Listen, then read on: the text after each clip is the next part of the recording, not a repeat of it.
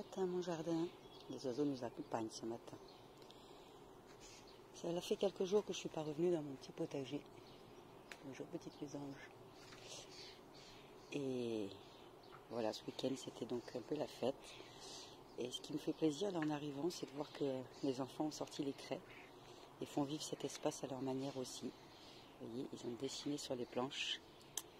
Et pas grand chose, mais ça veut dire que Lila a amené ses petits copains dans cet espace. Je sais qu'elle leur a montré l'oseille, ou en tout cas c'est comme ça que je projette sa visite, parce qu'elle adore l'oseille.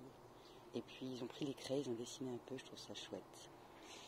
C'est pour moi aussi la vie d'un jardin. Dans mon jardin, il faut absolument que les enfants aient leur place, et pas des interdits. Et en même temps, il faut que moi j'y prenne du plaisir et que je n'ai pas trop de contraintes. Dans les contraintes du moment, il faudrait que j'arrose. Et vous pouvez voir, je n'arrose pas. La terre est bien sèche. Vraiment sèche. Mais ça pousse quand même. Donc on a déjà cette sélection naturelle, génétique, qui se fait. Les seules qui poussent sont celles qui résistent à ce stress hydrique. On a le lin qui pousse bien. Celui-ci. Et là, c'est des petites fleurs. On a qui se sont un peu agglutinées d'ailleurs, donc on verra ce que ça va donner. Les radis, eux, qui souffrent énormément, et comme je vous ai déjà expliqué, voilà, j'en ai arraché un pour voir. Ils ne gonflent pas parce qu'ils n'ont pas d'eau. Donc on pourra manger ça en salade ou en épinards. Dans la soupe aussi, c'est très bon, juste quelques petites feuilles de radis. Hop, j'enlève les grattrons que maintenant vous savez bien identifier. Pardon, feuilles verticillées. Toutes les feuilles sont sur le même plan, sur le même cercle. Et puis ça gratte, ça accroche. En gros, si je le mets sur mon pull, voilà, j'ai même pas besoin de le poser. Il tient un vrai pins. Et il s'accroche. C'est sa façon à lui de voyager sur les poils de mouton, de chien. Voilà, les haricots poussent. Et même s'ils ne grandissent pas aussi vite que dans un potager arrosé, ils poussent. Et vous remarquez que j'ai mis une certaine diversité ici, puis il y a aussi toutes les plantes sauvages. Et ça protège la terre, quand même, malgré tout. Si je vais un peu en profondeur, voilà, un peu moins d'un doigt, j'ai quand même de l'humidité en dessous. Donc elle est sèche en surface, mais elle est quand même un peu humide. Tiens, j'ai un noyau de litchi ici. Il est vieux celui-là parce qu'on n'en mange pas souvent.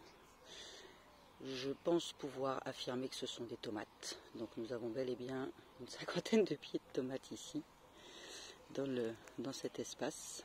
Je ne sais pas comment je vais faire. Il va falloir que j'en enlève certaines, que je fasse une sélection. Ce sera au hasard, du coup ce seront des tomates surprises. Ici on a une crucifère. Alors la crucifère, elle a toujours 4 pétales. Bon, là on ne le voit pas très bien. Mais chaque fleur a 4 pétales. Elle va faire des siliques. Les graines vont se mettre en petites pointes comme ça. Bon, en fait, je ne sais pas comment vous l'expliquer avec 3 mots. Et elle accueille des pucerons. Donc c'est bien parce que du coup, les pucerons ne sont pas sur mes pieds de haricots. Qui commencent gentiment à faire des fleurs. Vous voyez, ça c'est les boutons floraux qu'on peut voir ici. Donc les boutons de feuilles, les petites feuilles qui sont en train de sortir.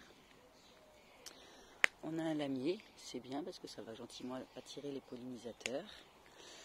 Ici, c'est de l'épinard sauvage, du kénopode. J'en suis très heureuse. Ça se mange aussi. C'est des... Je trouve pas le mot maintenant, mais c'est un petit peu poivré, c'est délicieux.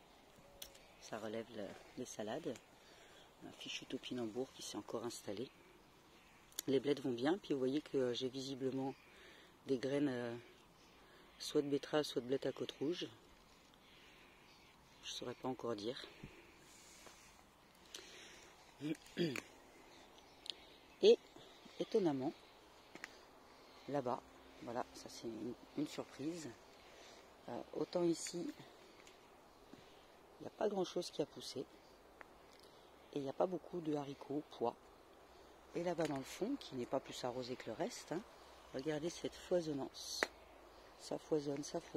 Et alors, ces pois nous font des belles promesses. Là, on a des fleurs magnifiques. Ça, c'est les pois surprises. Je ne sais pas ce que c'est, mais je suis sûre qu'on va se régaler. Ils sont bien costauds, bien développés. Et ils doivent fournir des bonnes choses à la terre parce que les véroniques se plaisent et que la terre est bien couverte à cet endroit-là. Les haricots coco, donc ceux, comment dire, de l'année, hein, coco, nous font marrer, qui nous font des promesses de fleurs aussi. Ça, c'est des boutons floraux. Et qui doivent bien protéger la terre parce que vous voyez que ça pousse bien ici. C'est un coin très fourni. Donc voilà, il va falloir que j'enlève un peu les véroniques quand même parce qu'il y en a trop. Puis que je ressème quelques fleurs parce que j'ai plus envie d'avoir des fleurs qu'un tapis de véroniques, même si c'est très joli comme petite fleur. Voilà, je vous laisse sur cette touche de pois et je vous souhaite une belle journée. Je vous montre juste une petite seconde. Là, le cerisier qui est complètement rempli de cerises. Les merles viennent s'éclater, les mésanges aussi. Et ça fait plaisir. C'est des cerises griottes pour faire à l'eau de vie. Alors si quelqu'un a une recette, une bonne recette de cerises à l'eau de vie, ben, je suis preneuse. N'hésitez pas à la mettre en dessous en commentaire. Peut-être que je pourrais la faire. Allez, belle journée et à demain. Ciao.